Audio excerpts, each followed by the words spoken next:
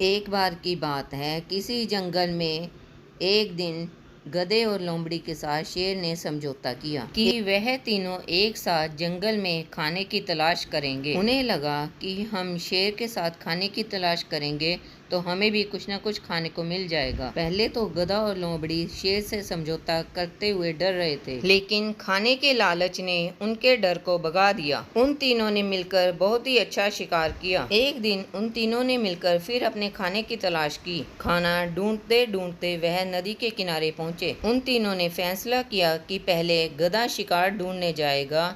जब शिकार मिलेगा तो वो उससे दोस्ती करेगा। जब गधा उससे बात करेगा तो पीछे से लोमड़ी उस पर हमला कर देगी। जब लोमड़ी से बचने के लिए वो इधर उधर भागेगा तो सामने से शेर उस पर हमला कर देगा और एक ही झटके में उस शिकार को मार डालेगा। शाम के समय वह तीनों थक चुके थे लेकिन बहुत खुश थे।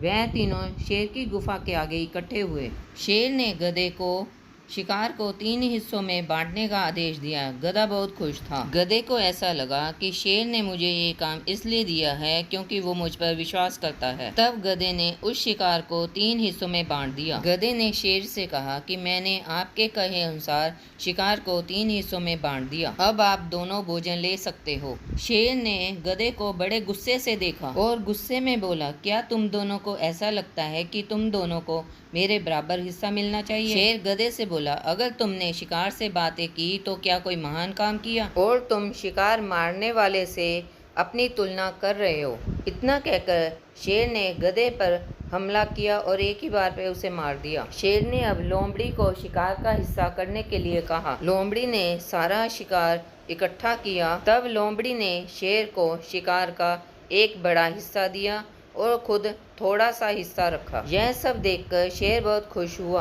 तब शेर बोला, तुम्हें खाना बांटना किसने सिखाया है? तुम तो बिल्कुल सही ढंग से खाना बांटते हो। तब लोमड़ी बोली, मैंने ये आपसे सीखा है। जब आपने गधे को मारा तो मैं सब समझ गई। लोमड़ी ने यह तय किया कि वह आगे से शेर के साथ शिकार की साझेदारी नहीं करेगी।